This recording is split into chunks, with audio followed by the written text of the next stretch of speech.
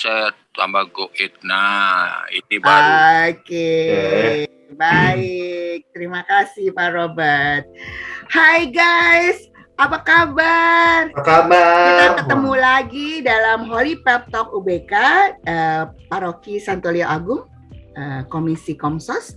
Kami hari ini kedatangan tamu istimewa, seorang bapak yang dari paroki lain loh ternyata.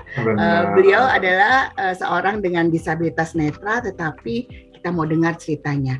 Sebenarnya apa perjuangan selama menjadi disabilitas netra? Oke, kita langsung aja supaya 1 jam kita padat nih ya.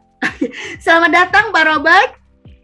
Selamat datang. Podcastnya. Oke. Iya, Pak Robert terdengar jelas ya suara kami ya? Terdengar. Oke, di sini ada Mas Rio nanti yang tanya-tanya bersama saya Nana, dan ada juru bahasa isyarat seperti biasa Kak Lili. Hai Kak Lili.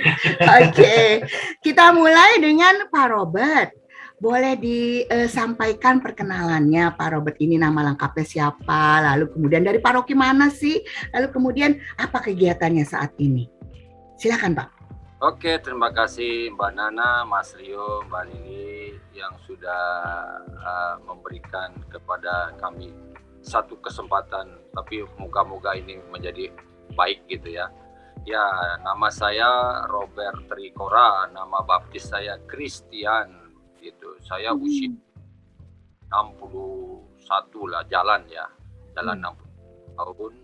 Saya sudah beristri 3 anaknya maksudnya. Pak Robert bisa aja nih, saya udah kaget loh, wow, gitu. Luar biasa. Ya Pak, diteruskan Pak. Jadi anaknya 3, istrinya 1 ya. Oke. Ya, sudah besar-besar semuanya dan saya sudah 1 gitu ya. Itu lalu saya berasal dari paroki Taman Galaksi Bekasi, gerejanya Santo Bartolomeus.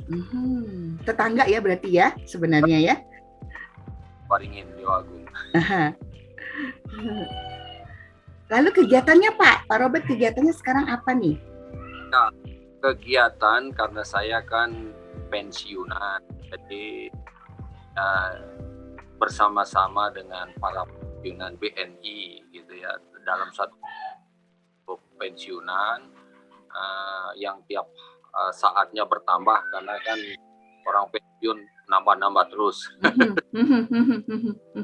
Nah, itu kegiatan. Kalau di rumah ya biasalah membantu, tetapi kegiatan lainnya saat ini masih berkegiatan KAJ sebagai peserta atau anggota KUR bersama dengan Mas Rio. Mas Rio itu organisnya keren. Kalau saya bahas aja. Sebenarnya sebelum pandemi saya masih berkegiatan di SDN, Food Extension Course, bersama Mbak Nana di sana, namanya Pak Sahat Marpaung, atau dengan Mas Joko itu perwira TNI yang Ya Pak Joko, itu Dewan Paroki kami, Pak Robert. Pertama pewarta kami di Segina, sekolah yang pertama-tama. Luar biasa. Wah, keren banget nih Pak Robert. Tadinya saya pikir nama baptisnya Robertus, ternyata bukan ya. Tertipu ya. Tertipu ya. Aku ketipu, istrinya 3 tadi loh. Pantesan nih Pak Robert walaupun usianya 61 tapi awet muda karena suka bercanda ya. Itu menikmati hidup ya Pak. Menikmati hidup. Oke. Jadi Pak Robert pensiunan dari BNI karena berarti dulu kerjanya di BNI ya Pak ya? Benar. Saya dulu di BNI. Gitu. Oke. Wah, luar biasa banget pensiunan, masih aktif untuk belajar malahan ya, belajar Betul. di STF, terus kemudian juga berkegiatan nyanyi juga Pak, do Pak, segitu Pak, do cukup Pak. Ya. Kalau saya fales, donya aja fales ya. Tapi luar biasa nih Pak Robert. Oke, Pak Robert, tadi Bapak sebutkan tentang dulu bekerja di BNI. Nah, ini kayaknya nih pertanyaannya Mas Rio nih yang punya pertanyaan. Saya penasaran, tapi kayaknya Mas Rio yang punya hak untuk nanya ini. Silakan Mas Rio, silakan. Oke, ya Kanana. Pak Robert, aku mau kepo dikit nih ya. Tadi kan Pak Robert bilang Bapak saat ini sebagai mantan pensiunan lebih tepatnya ya dari BNI sendiri. Nah, tapi sebelum sampai ke situ, aku mau tahu mungkin juga Bapak Ibu, teman-teman muda di rumah juga pengen tahu bagaimana sih Pak awal mula Bapak menjadi disabilitas. Apakah Pak Robert sejak lahir atau disabilitas sejak usia dewasa, Pak Robert? Ya jelas pasti dewasa karena saya kan pensiunan BNI. Jadi itu di BNI yang diterima, yang saya tahu dan saya lihat tunadaksa gitu ya. Belum ada gitu ya. Tetapi saya menjadi netra setelah usia 32 jalan 33 tahun.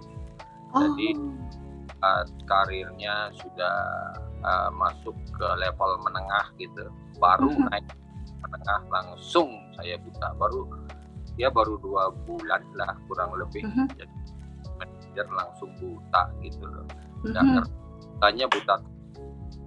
Begitulah sih. Nggak ngerti.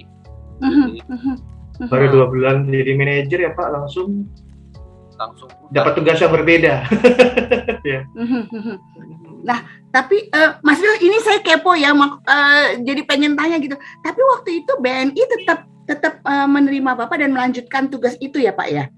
Karena kan saya sudah pegawai, jadi ya artinya ada aturan gitu ya. Sampai berobat. Jadi dari Makassar, saya dulu di Makassar butanya. Oke. Makassar, lalu saya dipindahkan ke Jakarta bukan karena saya mutasi, tetapi oleh dokter setempat tidak mengetahui saya ini sakit apa, jenis penyakitnya apa, dan tim dokter mata saat itu diketuai oleh Prof. Umar, nggak ngerti, dia angkat tangan. Lalu saya lah ke rumah sakit Jakarta Eye Center. Nah, disitulah baru ketahuan penyakit saya ini sangat langka, namanya Behcet disease syndrome. Dan pada saat dijelaskan itu oleh dokter Ginting, ya bibir saya kayak gagap begitu, nggak bisa ngapa-ngapain. Saat berat baru mendengar kata langka itu, saya bilang ya ampun, ternyata penyakit langka juga mahal obat-obatannya. Ya itu, itulah tempat itu. Wah, saya sangat terkesan loh Pak Robert. Pak Robert menceritakan ini seperti tidak ada beban gitu ya, bahkan diterima dengan tulus gitu ya, dengan senyum gitu. Tapi pasti saat itu berat banget kan ya Pak ya? Pasti saat itu berat banget. Setuju, itu dia. Saya saat ini menengok peristiwa ke belakang itu menjadi lucu, begitu. Dulu saya buta, lalu begitu saya buta langsung saya uring-uringan, saya stres dan sebagainya. Saya saya mengambil istilah ya kasarnya kalau bilang saya menghujat Tuhan lah gitu. Jadi saya yang harus buta, kenapa enggak nenek tua atau kakek tua di sana? Kali itu sangat manusiawi, tetapi kesadaran belakangan. Pak Robert, mau tanya juga nih. Waktu itu Pak Robert mendadak atau pelan-pelan? Kok kayak saya ini kan pelan-pelan nih, dikasih icip-icip dulu sama Tuhan. Terus akhirnya keterusan. Nah, kalau Pak Robert waktu itu ketika menjadi netra, apakah bagaimana? Ya, itu mendadak. Langsung. Bangun pagi, saya mau pergi kantor, gitu ya. Pada saat itu masih ada peringatan setiap minggunya Hari Olahraga Nasional, jadi senam kesegaran jasmani. Biasalah. Iya. Itu jadwal itu setiap hari Jumat. Hari Kamisnya saya harus nginap di rumah mertua karena rumah saya agak jauh gitu, mengejar waktu pagi jam 6. Jadi saya nginap di situ. Nah, disitulah pagi-pagi bangun tidur saya kira listrik padam. Karena tapi saya punya berpikir gini, loh di luar kan sudah ramai. Ini saya belum, berarti ini sudah siang, tapi kok masih gelap, listrik padam. Nah, mungkin saya bangun, lalu saya merayap di dinding cari saklar, saya tak-tok, oh iya benar padam, oke, berarti masih pagi. Gitu. Saya buka pintu, saya mau ke kamar kecil karena rumahnya mertua kan saya sudah tahu areanya. Iya. Nah, begitu saya mau ke kamar kecil itu buffet yang besar itu saya tabrak dan bergetar seluruh isinya. Di situ baru saya tersadar, ini gelap atau saya belum nyadar bahwa saya buta. Yeah. Ini beneran atau pagi atau gimana? Saya teriak sama mama mertua, gitu, bilang, Mak, ini sudah jam berapa? Kok masih gelap? Dia bilang, ini sudah siang, udah jam 7 lewat. Dia bilang, kok mati lampu? Mana itu? Listrik nyala, berarti saya buta. Nah, saat itulah saya menangis sejadi-jadinya. Jadi dua mata itu sudah gelap. Itu peristiwa. Jadi saya mau ke kantor nggak jadi, saya langsung minta izin, minta cuti untuk menetralisir diri yang stres enggak tahu. Saat itu sudah mulai stresnya. Iya. Yang tidak deh gitu. Dadak ya. Waduh. Iya. Wah, Pak Robert ini luar biasa sekali. Waktu itu jadi saya jadi pengen nanya Mas Rio, maaf. Enggak. Jadi Pak Robert waktu itu Pak Robert udah mulai tadi Pak Robert sempat bilang ya, jadi menghujat Tuhan gitu ya. Sampai segimana akhirnya Pak Robert pada titik yang oke, ini saya menerima apa yang Tuhan berikan. Itu prosesnya 10 tahun. 10 tahun. Wah. Tahun 1994 saya divonis sakit langka itu, dan saya di Rumah Sakit Jakarta Eye Center hampir 2 tahun, tahun 94 sampai dengan tahun 96. Saya 2 kali Natal, 2 kali Tahun Baru di situ, di rumah sakit itu. Menginap maksudnya, Pak? Ya, menginap. Saya 2 tahun di rumah sakit per tahun. Jadi 1 tahun 8 atau 10 bulan dah, 1 tahun 8 atau 10 bulan, saya lupa. Pokoknya hampir 2. Itu benar-benar, tapi itu karena biaya BNI kantor ada ya. Karena itu tadi penyakit langka dan kalau mau dicerita di sana itu luar biasa karena dokternya mengatakan ini radangnya ganas, harus disuntik. Jadi bola mata saya kiri kanan itu disuntik terus. Oh my god. Tapi saya suntikan di pantat ya. Aduh Pak. Pantat aja sakit, Pak. Di pantat aja sakit. Paling di mata gitu kan. Aduh, ngilu bayangin. Kiri, kanan, sore gitu ya. Seperti itu. Lalu venanya juga disuntik gitu ya. Jadi kiri kanan itu ya sudah dengan antibiotik begitu. Sakit ya sudahlah. Memang awalnya ngeri gitu. Sampai 5 kali mengulangi bius itu saya masih hafal. 5 kali. Pertama karena mengerikan disuntik di mata. Tapi lama-lama jadi pasrah, terbiasa, ya sudah. satu kali bius langsung jus masuk, satu kali bius. Prosedurnya. Oh, jadi untuk disuntik itu aja mesti disuntik dulu untuk bius ya Pak? Ditetes bius. Ditetes. Di bius lokal ya? Biusnya lokal. Oke. Wah. Nah Pak, tadi balik lagi tuh Pak, sampai mana akhirnya Bapak? Nah itu sepanjang Bapak di rumah sakit tuh istri Bapak juga semua orang mendoakan dong ya pasti ya. Tapi Bapak lagi down-downnya banget tuh, lagi nggak mau sama Tuhan gitu ya. Betul. Betul. Nah, banyak teman yang datang gitu. Ya saya hanya berpikir, tapi saya tidak mau istilahnya kontra gitu ya. Tapi dalam hati kan lu nggak ngerasain gue seperti itu dalam hati aja. Iya. Ya.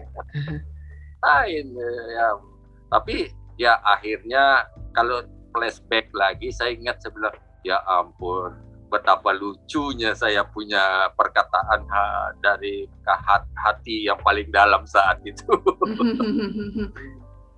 Ya itu pun setelah saya istilahnya masuk ke kerohanian, seperti belajar kitab suci di KPKS saya 3 tahun, di STF itu. Jadi ya gitu. Jadi KPKS berapa Pak di KPKS? Saya bersama dengan Mbak Vero di situ. Vero Eliazar. Betul itu. Wah. Yes. KPKS yang 3 tahun ya? Betul, KPKS 3 tahun. Kak Lili KPKS juga Pak Robert. Oh, satu kelas jangan-jangan. Angkatan 23, saya 23. 23 ya? Ya, 23. Oh, berarti dengan Pak Kasno, dengan Pak siapa? Lupa saya. Pak Kasno, Mbak Lili. Kalau saya dengan Bro Yohanes Rantung. Oh, enggak yang dari Yohanes Rantung. Dari Pak Sahat sama dengan Pak Sahala. Oh, Pak Sahala Manalu. Manalu ya, angkatan saya. Jadi ketua KKS ya. Dan saya KKS, ya. timnya beliau. Wah, oke. Kak Lili sama Pak Robert kayak reunian nih Mas Yo. Ya. Saya bingung ini. Tapi bahwa ternyata Pak Robert setelah saya mau kembali gitu ya. Itu waktu itu ini penasaran nih Mas Rio, jadi saya terus yang nanya nih maaf nih. Itu siapa Pak Robert yang maksudnya yang mengetuk hatinya Pak Robert? Apakah waktu Pak Robert berdoa atau waktu ada orang datang yang kemudian menginspirasi Pak Robert untuk kembali kepada kasih Allah gitu. Terus gimana tuh Pak prosesnya tuh Pak? Kebetulan di Barto saat itu ada kursus evangelisasi pribadi dan saya angkatan pertama yang coba menyelami lewat kursus evangelisasi itu tahun 2004. Saya dan di situ awal mulanya saya mulai menerima, tapi bukan menerima dari nol. Saya menerima dan berjalan dari titik minus 2004. Nah, di CAP itulah saya menemukan semacam inspirasi batin gitu lah. Saya memotivasi jiwa saya tapi tidak berhasil. Ternyata masuk ke dalam inspirasi batin lewat kursus evangelisasi pribadi ini mulai terbuka. Karena ada satu sesi, kalau nggak salah Pak siapa ngajar dari Sekina tentang iman. Nah di situ diminta untuk menjabarkan imanmu sekarang ada di mana. Siapa yang memberi pertama inspirasi dan kata-kata apa yang kamu ingat masa lalu tentang seseorang yang memberikan keteguhan bahwa kamu itu diselamatkan. Nah keselamatan karena iman. Sesi itu membuat saya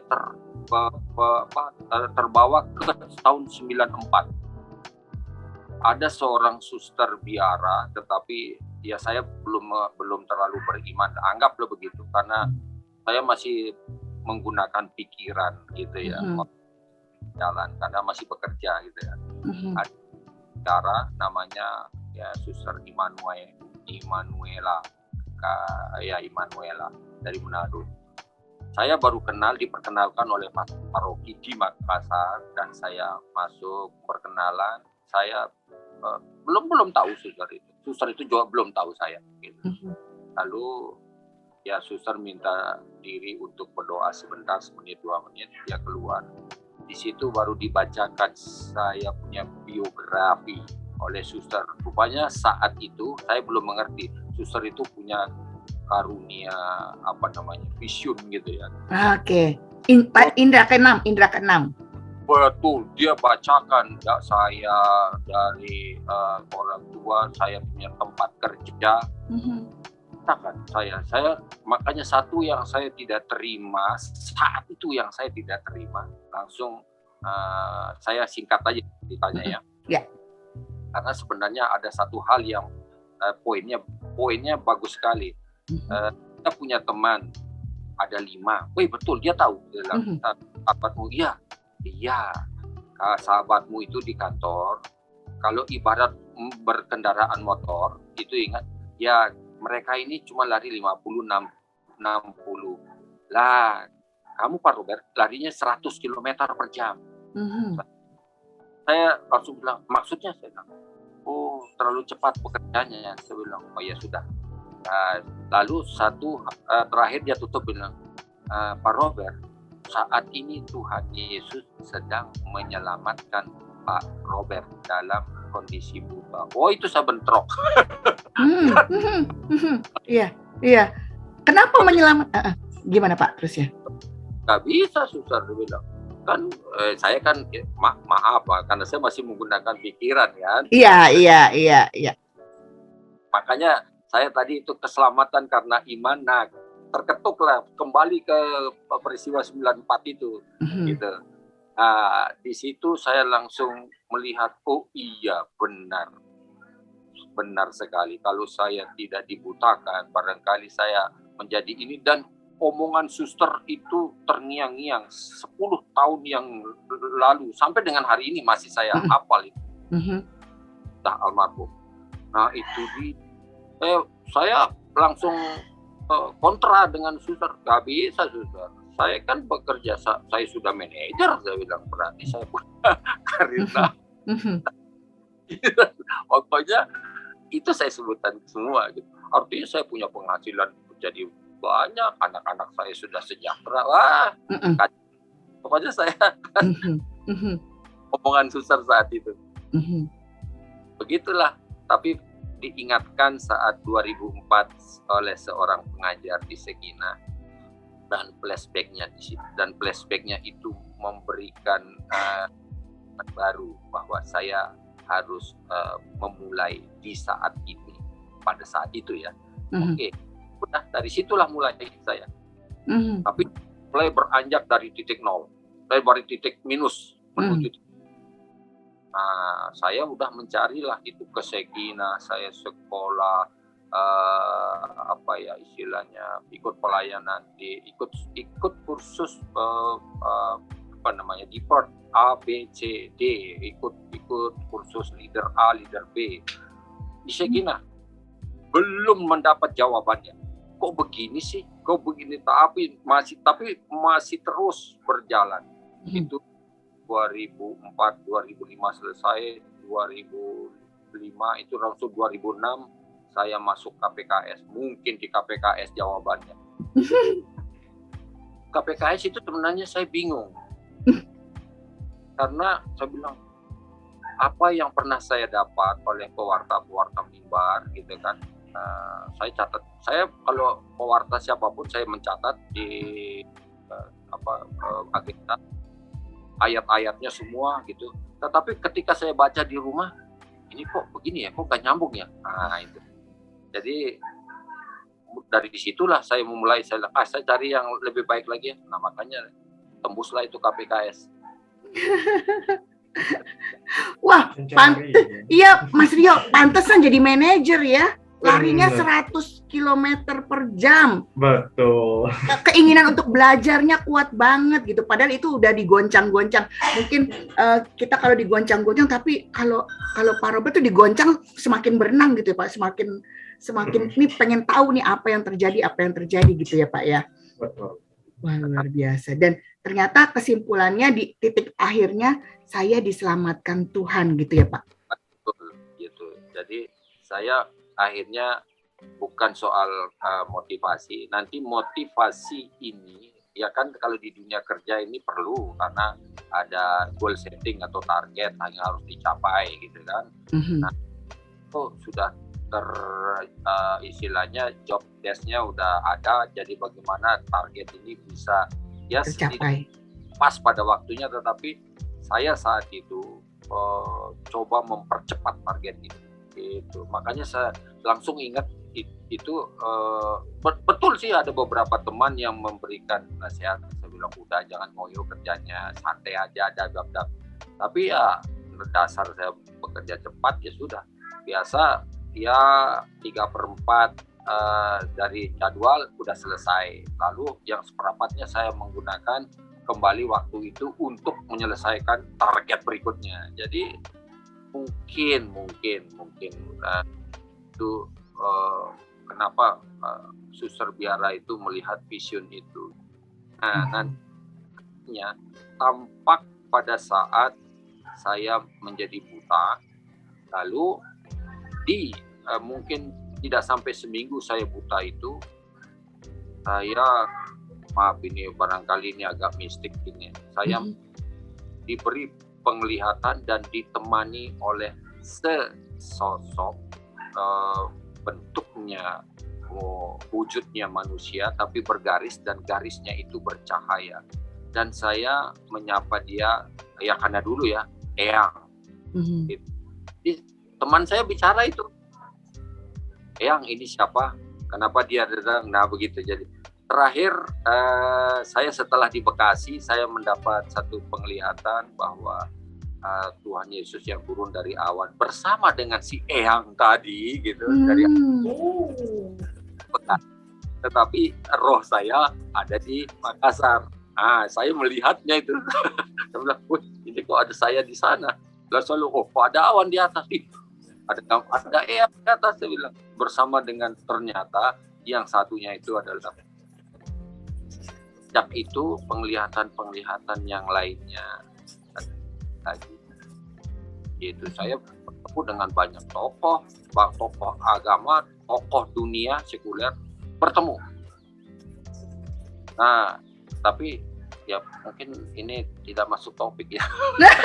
Tidak apa-apa Pak, tidak apa-apa. Ini menguatkan kami ya bahwa bila mana saya menangkapnya ini Pak Robert bahwa bila mana kita sudah dekat dengan Allah gitu ya, dekat dengan Tuhan tuh ngelindungin banget sampai kalau supaya kasih penglihatan ya dengan khusus ya, ada orang lewat penglihatan jelas yang Pak Robert sampaikan, ada yang lewat ditegur sama orang lain, ada yang macam-macam, ada yang waktu baca Alkitab, ada yang saat berdoa gitu ya, bahwa kita seperti benar itu seperti dilindungi ya Pak Robert ya, untuk berhati-hati ya dalam hidup kita ya, dan melihat mana yang baik dan mana yang kurang baik, itu yang mesti kita jalani yang baiknya. Nah berarti saya menyimpulkan gini Mas Rio, Pak Robert, bahwa dalam menjalani masa disabilitas, nanti Mas Rio mungkin bisa bertanya juga ke Pak Robert, dalam menjalani masa disabilitas sebenarnya bukan masa disabilitas saja, kita juga kalau manakala kita lagi goyah gitulah ya, memang benar-benar perlu pendampingan, dan itu yang mungkin jadi dasar dari ardasnya KAJ kali ya Pak Robert ya, bahwa kita perlu sama-sama menemani teman-teman umat berkebutuhan khusus untuk tetap merasakan kasih Allah ya. Mungkin waktu itu Pak Robert dari suster ya, disentuh dengan kasih Allahnya dari suster itu ya. Nah mungkin teman-teman umat berkebutuhan khusus di Paroki Santo Leo Agung atau di San Barto juga perlu ini wadah ya untuk supaya tetap melihat kasih Allah itu gitu lewat bina iman gitu ya kali ya Pak Robert ya. Betul ya Mas Rio ya. Mas Rio mangga monggo pemangga nih. Mangga aja deh yang enak. Mangga aja. Iya. Di rumah kali ini banyak mangga ya. Oke, silakan Mas Rio. Oke, ya. Wah, luar biasa banget tadi Pak Robert, bagaimana Pak Robert bisa mendapatkan ya, jamahan atau lawatan Tuhan ya melalui suster, dan bahkan sebelumnya juga melalui teman-teman di CAP juga gitu ya. Pengajar malah tadi ya. Nah, Pak Robert, dalam perjalanannya tentu nggak mudah. Aku pun juga sebagai disabilitas mengalami kesulitan pasti gitu. Nah, buat Pak Robert sendiri, apa sih kira-kira yang menjadi mungkin hal-hal tersulit atau mungkin kesulitan-kesulitan yang Pak Robert hadapi dalam beraktivitas, dalam berkegiatan, mungkin juga dalam berkomunitas di gereja, di paroki juga seperti itu, Pak Robert. Ya, kan pasca saya dioperasi di Jakarta Iseta, dan dua-duanya ini dioperasi. Mata saya ya nampaknya memang sesuai dengan dokter awal mengatakan ya ini peluangnya 50-50, ya sudah saya terima seperti itu. Tapi lambat laun dalam pekerjaan itu menurun dia, karena jenis penyakit ini ya selalu kambuh, kita tidak tahu kapan. Nah, begitu dia drop, udah langsung kepada titik nol. Ya, penglihatan sudah sisa 20% atau 10%. Naiknya itu sudah tidak pas lagi di titik awal, dia turun kalau nggak 5-10%. Menurun, sampai mengalami kebutaan total. Nah, yang kanan ini sudah mata palsu. Nah, yang sekarang sudah tersisa ya kurang lebih 11% dan areanya menyempit. Saya tidak tahu nih, karena saya balapan sama Rio nih, tidak tahu yang mana yang duluan. Nol. Iya, sampai titik finish ya Pak. Pak, gitu dong. Sudah istilahnya sudah bisa ketawa ke TV. Tapi hal yang paling berat pada saat awal adalah menerima saya menjadi buta secara itu berat sekali. Makanya saya 10 tahun tadi ya Pak. Tahun ke-10 itu nggak bisa. Tapi sebelumnya, mohon maaf, saya selalu berpikir, ya kalau saya sih no problemo, oke. Saya punya istri, saya punya anak. Ini yang menjadi titik sangat sulit saya untuk bisa istilahnya menerima saya menjadi buta. Saya selalu berupaya untuk menjadi sembuh. Tetapi kemanapun upaya itu nggak berhasil, malah turun bukan dia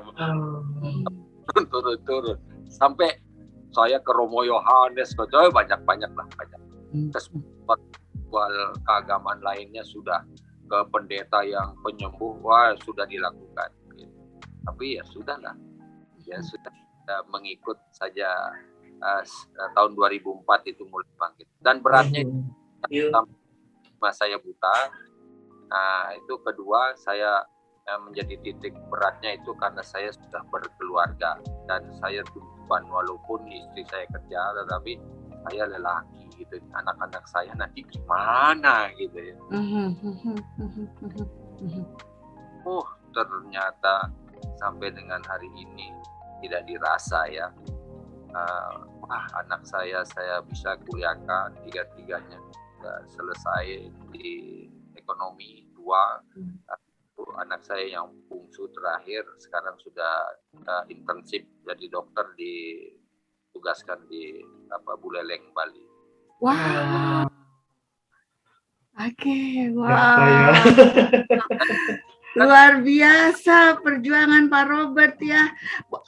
Bukan hanya berjuang untuk menerima. Menerima, betul. Itu yang justru yang paling krusial ya, yang paling Betul. pentingnya ya. Berusaha untuk menerima terus sambil menjalankan kehidupan sehari-hari. Jawab juga, betul. Kehidupan sehari dalam tanggung jawabnya sebagai seorang kepala keluarga. Itu tuh balance-nya tuh benar-benar itu kayak benar-benar mujizat ya Pak Robert ya. Betul. Saya ngerasanya Saya bilang itu miracle banget gitu loh. Iya. Pak Robert nih jangan ada yang ngelawan ya, nih disayang banget sama Tuhan nih. Iya itu di luar akal sehat gitu Pak, di luar akal saya gitu. Bapak berjuang untuk tetap saya mau hidup gitu ya. Saya mau menerima apa yang terjadi, terus sambil ngelakuin kehidupan sehari-hari. Itu kan, wah, benar-benar Pak, benar-benar. Bapak benar-benar kesayangan Tuhan nih kayaknya beneran. Ya, mungkin saya bisa tambahkan memperkaya gitu. Ya. Benar, itu saya sudah depresi, menjalani keadaan ini. Itu, ya maaf, waktu di Makassar itu saya hampir menghabisi diri saya gitu. Dan tapi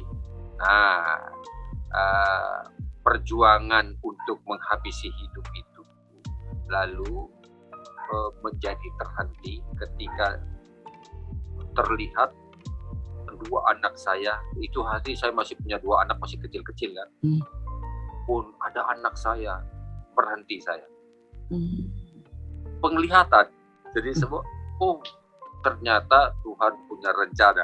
Wah, ini harus dibesarkan. Ya sudah, disitulah semangat gitu loh. Jadi dari awalnya mau mengakhiri, lalu Tuhan kasih vision, anak saya laki dan perempuan lagi bermain, tapi saya melihat, tapi memang sudah nggak lihat. Iya. Penglihatan gitu. Iya, penglihatan khusus ya. Ternyata anak ini harus diberi kelanjutan kehidupan. Kalau bapaknya sudah mulai berintrospeksi, tetapi tetap saja mau melakukan dalam arti gimana saya bisa proses menerima dengan cepat.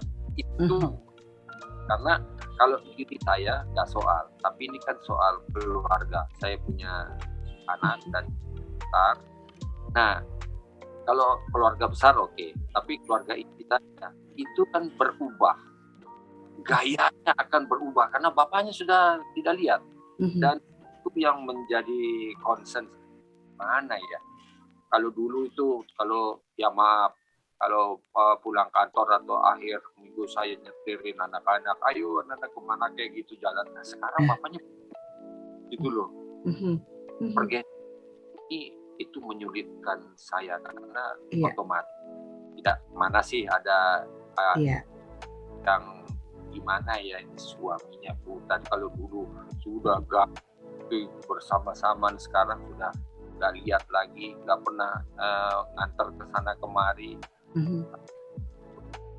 Wah, bukan saya tidak terpikirkan, itu yang berat dan sulit karena gaya hidup dari saya melihat ke tidak melihat, bagi saya no problem, tapi bagi istri dan anak-anak atau keluarga itu problem besar, dan itu harus memanage diri saya dan keluarga saya. Tidak mudah, berat sekali. Berat. Paling berat. Pak Robert, saya aja kalau ngelihat mamanya Mas Rio benar-benar mendampingi Mas Rio, terus sepupunya ponakannya benar-benar jadi teman buat Mas Rio gitu ya. Itu keluarga tuh dukungannya tuh sangat kuat gitu ya di Mas Rio. Nih di Pak Robert, bagaimana selanjutnya? Tadi Pak Robert kan bilang berat nih buat keluarga inti saya untuk juga menerima ini saat bersamaan. Apa yang Pak Robert terima dari keluarga inti, terutama istri dan anak-anak pada saat terjadi perubahan-perubahan itu, Pak? Ya kan istri saya kerja juga gitu kan, jadi ya otomatis mungkin dia akan menjadi mandiri, berangkat dia kerja, ya sekarang tidak pakai kendaraan sendiri, naik motor lah. Atau ya dengan yang namanya perasaan suami gimana ya, saya bilang aduh istriku tadinya saya antar jemput, kalau saya pulang kerja dia telepon jemput saya jemput, sekarang tidak ada lagi, gimana itu kepikiran. Tetapi dia luar biasa dalam tanda petik ya, sedikit mulai mengerti satu pergeseran gaya hidup, dan dari situlah kami bergerak dalam titik keseimbangan yang baru. Yang dibilang equilibriumnya berpindah. Pak Robert luar biasa banget deh ceritanya tuh, sambil senyum, sambil enteng banget. Luar biasa banget ini, benar-benar saya mah Betul, speechless saya. Saya juga ngeliatin kan sampai lupa saya harus berisyarat. Sakit gila. Saya berusaha untuk lihat Pak Robert, aduh, dengan wajahnya yang ceria, tenang ceritanya ya. Luar biasa. Padahal dulu, aduh. Lanjut Pak, lanjut, saya istirahat lagi. Lagi lebih lucu. Iya, kan ujian itu kan menulis. Oh, ujian KPKS. Iya. Itu terus gimana tuh Pak? Oke, ini termasuk dalam kesulitan juga nih, ada kita mau tahu juga nih apa kesulitannya, supaya begini Pak Robert, supaya kami juga sebagai relawan di Bina Iman UBK tahu juga nih bagaimana menghadapi teman-teman UBK dalam hal ini disabilitas netra gitu ya. Saya selama ini ya Pak ya, kalau sama Mas Rio salah melulu saya. Untuk Mas Rio-nya banyak. Aduh, Mas Rio tuh pengertian banget sama relawan tuh ya. kita yang masih oh iya ya Mas Rio. Sampai ya Mas Rio juga pasti berasa. Jadi kalau kita nuntun Mas Rio itu ya kita masih kaku-kaku, kalau Mas Rio udah santai aja gitu. Nah, itu takut Pak kayak bawa barang pecah belah. Nah, itu yang maksudnya Pak Robert, apa yang terjadi kendalanya, dan kemudian Pak Robert apa yang mesti kami lakukan. Misalnya kayak tadi di KPKS ujiannya menulis. Nah, itu gimana Pak tuh, bisa diceritakan Pak? Kan saya feeling itu ya, kalau saya menulis gitu kan. Nah, kalau dalam ujian lalu orang bertanya, Robert nomor 5 berapa? Kan otomatis berhenti. Nah, mencari ujung berhentinya itu susah. Oh ya ampun, aduh, kenapa orang-orang lagi ujian pakai nanya lagi macam? Nyonteknya Pak Robert ya. Nyontek tuh luar biasa berarti kan, nyonteknya sama Pak Robert, berarti Pak Robert udah master nih. Nah, iya. Ada ya, itu satu. Kedua lah, saya menulisnya pakai spidol. Saya tidak pakai ballpoint, spidol yang kecil tapi yang warna hitam. Gede gitu kan. Nah, tulisannya gede. Itu kadang dia naik gunung, kadang dia turun lembah. Iya. Zaman saya SD Pak. Makanya ada, kalau tahu mesti dulu saya masih diajar Pak Hadi atau Pak siapa ini satu yang belajar, yang ambil masternya di Jarot di Filipina. Langsung bilang, Pak Robert, saya tidak tahu baca tulisanmu, dia bilang. Bilang, Pak, tapi kan mengerti isinya ya. Iya, untuk saya mengerti isinya. Ya mata kuliah beliau itu keren. Saya tahu ujian bagus sih gitu. Mantap. Pak Rob, juga bilang begitu. Aduh, Pak, ini tulisan nabrak gunung turun lembah nih gimana? Nah, terus saya dapat berapa Pak? Saya bilang, bagus ya, kalau dapat 100 kan itu nilainya Tuhan ya. Kamu 90 aja lah, 10. Keren. Pak Robert, tapi nah ini juga yang saya pengen tahu juga nih Pak Robert juga Mas Rio, karena nampaknya dari saya melihat Mas Rio dan juga Pak Robert itu, Pak Robert dan Mas Rio tuh nggak minta spesialisasi gitu, nggak minta excuse gitu, nggak minta, kan bisa sebenarnya Pak Robert bilang, Pak saya ujiannya lisan aja, kan bisa gitu kayak Mas Rio juga tapi Mas Rio sama Pak Robert dari ceritanya ini juga dengan Mas Rio dari pengalaman kita bersama Mas Rio nggak pernah minta saya khusus. Enggak. Itu Saya tidak meminta itu.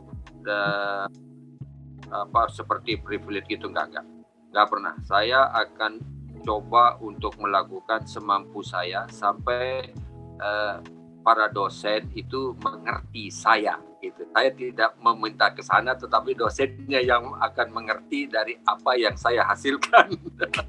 Dan itu 90 hasilnya. Betul. Weh, mantap betul. Itu sebenarnya ujiannya berat karena dia di dictation kan. Oh, dictation ya. Ujiannya berat, saya bilang itu kalau otak itu tidak bisa nyambung. Ini satu apa jawabannya? Saya pending dulu. Langsung kedua, itu jaraknya sedikit-sedikit durasinya ya semenit 2 menit. Itu bisa Siapa, lupa. Pak? Guru siapa, Pak? Stefan Leck. Ya, betul. Oh, itu gila itu. Itu guru gila. Karena memang betul, Pak. Berapa detik doang. Itu dikte kayak anak SD. Iya. Dikte. Tapi sulit. Jadi nggak jadi dia saya dapat 97,5 dulu, Pak. Wah, Wah. ini juga keren. Bela ya. Kan itu dia push gitu kan. Nah, saya ujian. Ya alhamdulillah saya bilang walaupun dari UTS sampai ke UAS itu kan digabung. Ya Stefan Leck langsung bilang, kenapa kamu bisa dapat 100? Nggak ngerti saya, Suster Bapak Stefan. Saya dapat 100 dua-dua. Wow. Keren banget. Itu memang nilai iman ya kayaknya. Betul. Ya nilai iman itu. Nah, oke, Pak Robert ini saya penasaran ini Mas Rio, maaf ya. Jadi dari sepanjang perjalanan hidup Pak Robert sampai hari ini, apa yang bikin Pak Robert bertahan sampai hari ini? Anak-anak. Ya, anak-anak karena kan vision awalnya itu ketika saya mau mengakhiri ada dia nampak. Nah di situ saya bilang, oh ini anak-anak. Dalam arti itu saya langsung ya karena saya berbicara saat ini setelah saya masuk ke KPKS, masuk ke STF teologi dan lalu bisa menyambung cerita itu. Berarti cinta keluarga ya Pak ya? Cinta keluarga. Dalam keterbatasan untuk meneruskan kehidupan, melanjutkan kehidupan mereka dan sampai dengan saya nanti mungkin dipanggil secara normal begitulah. Tapi ya mereka tapi dengan tentunya barangkali itu tadi pergeseran mulai. Jadi yang membuat Pak Robert tetap ada sekarang adalah kekuatan cinta keluarga ya Pak ya. Dan itu cinta yang kelihatannya kata Pak Robert dalam keterbatasan saya, tapi itu sebenarnya cintanya cinta tidak terbatas tuh Pak. Tidak terbatas. Sampai menyelamatkan hidup Bapak. Wah, luar biasa. Akan begitu juga, tapi karena itu kan refleksi istilahnya yang ditunjukkan sejak awal. Kan dulunya saya belum mengenal kerohanian apalagi kekatolikan. Nanti setelah saya belajar di KPKS, setelah belajar di STF, baru sedikit demi sedikit terbuka. Sekarang saya tidak lagi seperti dulu dalam arti eksternal atau suka marah atau bagaimana. Nah, masuk ke introspeksi yang paling dalam. Kalau marah, berkata apapun nanti tangkunya atau perkataannya, saya tidak langsung mengkontra dia, tapi saya masuk. Berarti orang ini marah karena saya, apakah perkataan saya perilaku saya tidak tahu. Makanya saya mendahului dia. Oke, maaf saya. Jadi ya sudah, saya tenang-tenang saja. Jadi tidak meladeni kemarahan. Tapi saya tahu bahwa dia marah bukan karena apa, itu karena sebab musabab dari saya sendiri. Kan kalau dia biasa-biasa aja, tidak mungkin dia marah, tidak mungkin dia iri, tidak mungkin dia berkata begini dan begitu. Kalau bukan dia melihat saya gitu. Jadi tadi saya introspeksi ke internal, lebih kepada internal. Ya sudah, saya jalani seperti itu sampai dengan hari ini ya biasa-biasa saja. Lebih tenang. Pak, ada yang iri sama Bapak tuh berarti Bapak tuh luar biasa banget loh, Pak. Iya. Iya Mas Ria, iya kan kali ini ya Mas Ria. Kalau ada orang yang iri sama Bapak luar biasa banget berarti. Kan kalau saya baru ketemu Bapak sekarang, tapi ketemu Bapak sekarang aja saya udah, anak kesayangan Tuhan. Hati-hati. Iya. Betul. Gitu ya. Itu kesayangan dong. Yang saya terkesannya itu Bapak bilang kalau orang itu marah pasti lalu Bapak langsung introspeksi diri, ya. Ya. Refleksi diri. Itu yang susah loh, Pak. Betul nggak? Susah loh. Orang marah, bodo amat. Biasanya gitu kita ya. Tapi Bapak bisa. Wah, saya masih belajar banyak, Pak. Harus belajar dari Bapak, betul. Netraan saya membawa situasi yang berbeda baik dalam jiwa maupun kebatinan. Itu nggak ngerti. Karena jalanan saya menggunakan tongkat sama dengan Mas Rio kemana-mana gitu. Kan hambatan halangan banyak. Sama yang ada istilahnya guiding block gitu. Itu kalau seperti ya terjadi sih kalau saya ke katedral itu di Istiqlal itu kalau jalan di situ kalau Jumat apalagi itu kan ada Ragam. Iya. Nah, saya kan punya jalan di situ yang Iya. Malah pedagang ya. Saya jalan lah. Saya bilang, ada apa ini? Waduh. Ini kan jalan kami orang tunanetra. Kami juga mau jualan beras. Saya tidak meladen. Oh ya maaf. Kalau gitu boleh nggak antar saya ke katedral nyebrang karena jalan ini sebenarnya mengantarkan saya ke Zebra Cross di sana. Tapi karena terhambat, ya sudah, Bapak antarin saya lah. Saya bilang, iya, sini saya antar. Lah itu saya jadi harusnya saya marah, tapi saya bilang, oke, tolong dong kalau gitu Bapak antarin saya. Katedral. Begitu sudah masuk ke pintunya Ursula, ya sudah bilang Pak bisa saya sampai di sini karena saya sudah lihat jalan kuningnya, sudah merasakannya sudah. Ya itu nggak marah. Gitu. Oke, luar biasa sekali. Pak. Oke, Mas Rio berarti boleh nih pertanyaan terakhir nggak berasa loh udah sejam loh. Pertanyaan lo nggak berasa loh kita selalu tuh kebagian yang pamungkas ya. Satrio Pamungkas. Iya, oke, luar biasa banget ya kisah perjalanan Pak Robert, luar biasa ya, membangkitkan semangat enggak cuma buat teman-teman relawan yang non disabilitas, buat saya disabilitas juga semakin. Padahal udah tiap minggu ketemu ya. Baru sekarang kali ngobrol-ngobrol begini ya Mas Rio ya. Soalnya Pak Robertnya ini sibuk ya. Wah, luar biasa. Panggilan di sana kemari gitu ya. Makan di sana, makan di sini.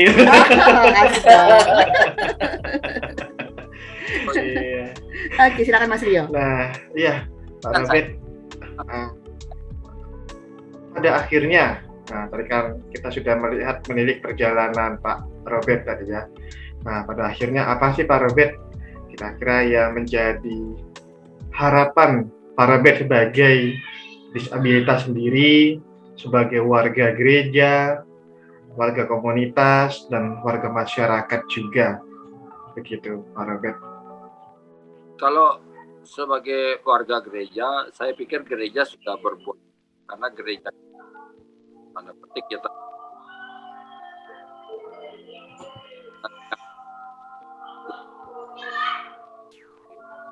Pak Robert, Kurang Pak Robert suaranya Suaranya katakan. Oke. Nah, sekarang Ya, udah. Ah, Oke, ya, Pak. udah. Silakan, Pak. ya kalau harapannya kalau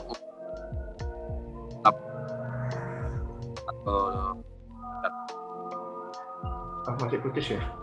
masih putus-putus. kalau ada disabilitas orang kemanusiaan lah gitu, itu mereka sudah paham.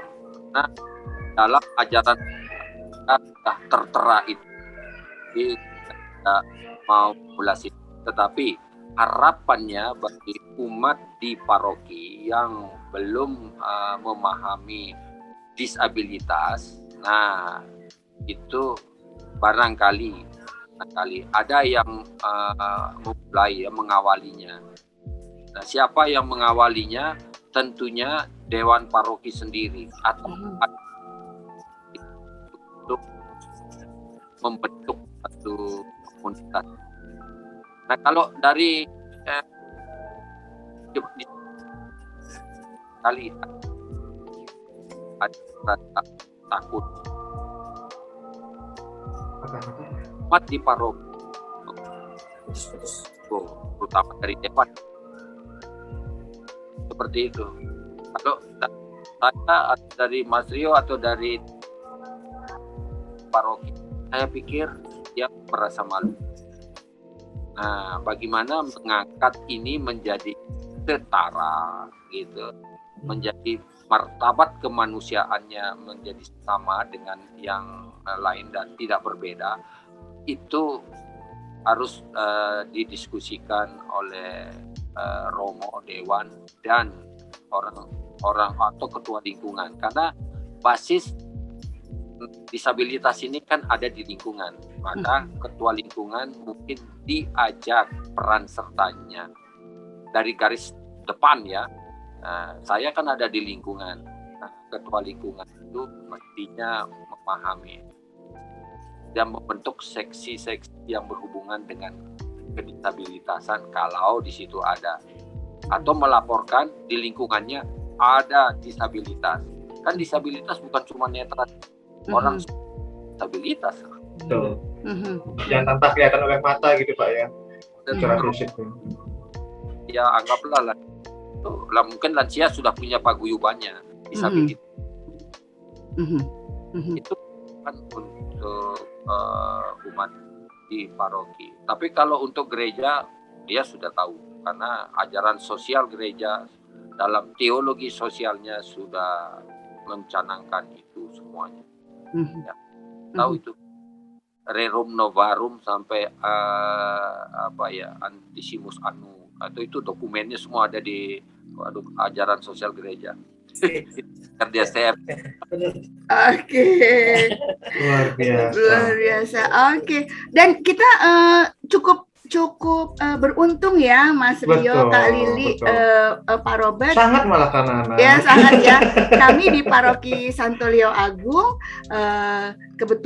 bukan kebetulan ya, anugerah dari Allah Bapa bahwa Romo parokinya sangat mendukung Ardas KAJ itu, langsung bikin tuh Pak Ardas KAJ tentang martabat manusia ini ya, yang di tahun ini kami udah mulai dari tahun yang lalu dibentuknya Bina Iman UBK, karena dari hasil kita bincang-bincang dengan Pak Robert jelas bahwa teman-teman disabilitas sangat perlu untuk kembali melihat kasih Allah, bukan kembali malahan ya, tetap merasakan kasih Allah, bahwa Allah mencintai umatnya sama, setara, tadi kata Pak Robert ya, setara.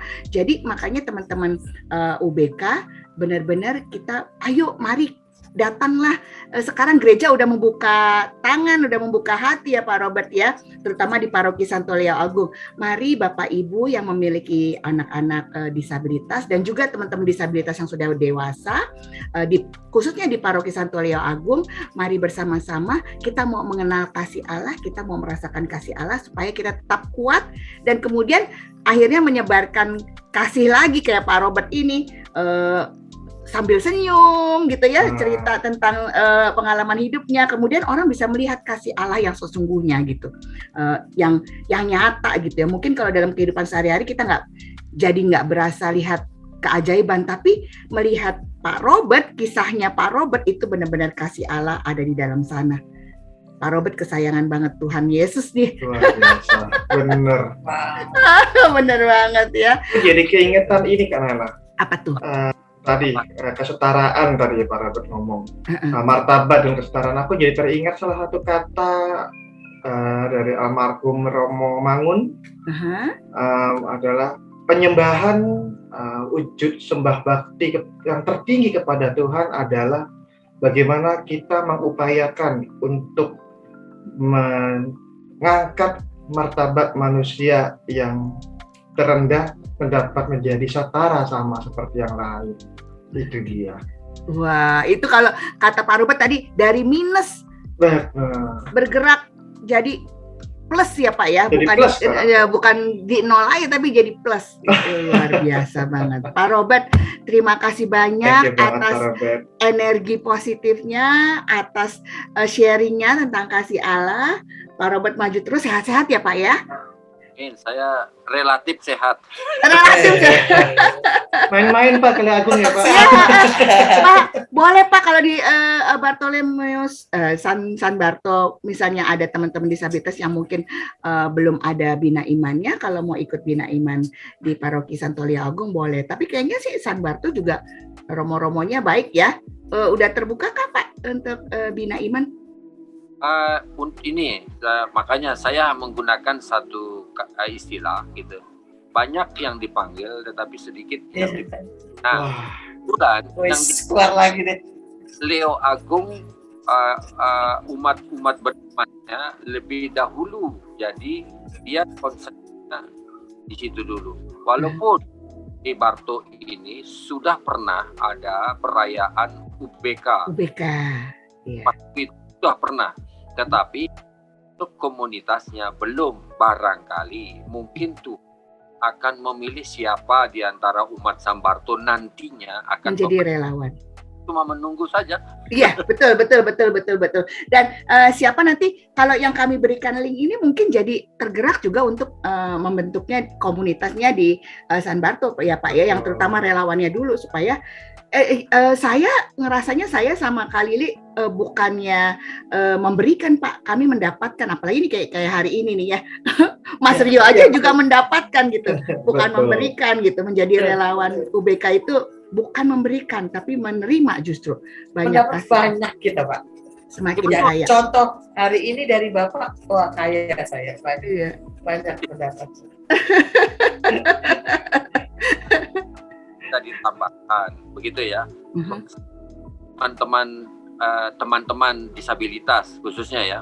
Nah, jangan merasa diri, anggaplah saya sudah mampu, Leo sudah mampu, oke, bisa mandiri. Tetapi tidak serta-merta kita adalah orang yang mandiri secara pribadi utuh, karena ada orang-orang di sekitar yang mau melihat kebesaran atau kasih Tuhan lewat kebaikannya kepada kita. Nah, kita disabilitas itu harus menerima kebaikan mereka, karena sisi baik. Dan kalau kita tidak menerima sisi baik mereka itu terabaikan. Nah, untuk menjadi penampung sisi kebaikan dari orang-orang yang mau menolong atau membantu, mendampingi kita, monggo silakan, jangan berkeras hati. Itu sebenarnya istilahnya imbauan bagi teman-teman disabilitas ya. Wah, ini luar biasa loh. Iya. Udah direkam ya Pak Robert. Pak Robert mengetuk hati teman-teman disabilitas untuk kita juga sebenarnya nggak pengen jadi mau kalau menolong gitu ya, pikir orang kan menolong ya, padahal sebenarnya kita nggak menolong, kita sebenarnya justru mendapatkan gitu ya. Sebenarnya kami hanya ingin berbagi kasih, itu aja ya. Mudah-mudahan gayung bersambut nih, kasih saling mengasihi gitu ya kan, kita kan sama-sama saling mengasihi. Terima kasih atas cintanya Pak Robert, Mas Rio, terima kasih atas cintanya buat kami. Mudah-mudahan cinta kita semuanya semakin bersinar ya, semua masih semakin melihat inklusi dan kesetaraan itu. Oke. Atas inklusi Ibu. Ya. Inklusi, plural, baru menerima. Nah, udah puncak yang paling atas dalam arti Kalau ada tadi itu saya sudah sampaikan, kalau kita ada orang berbuat baik, kita harus menerima kebaikan dia sebagai tujuan dia juga nantinya mau beramal. Kalau saya mau bilang begitu ya, dia mau melakukan kebaikan. Nah, kalau tidak ada subjeknya yang dia tuju, gimana? Ya makanya salah satu disabilitas ini sebagai sesuatu yang mungkin nyata, maka dia menyasar ke sana. Walaupun banyak, karena itu sudah banyak, tapi ya teman-teman yang ada di level bawah ini harus menerima gitu, jangan keras kepala.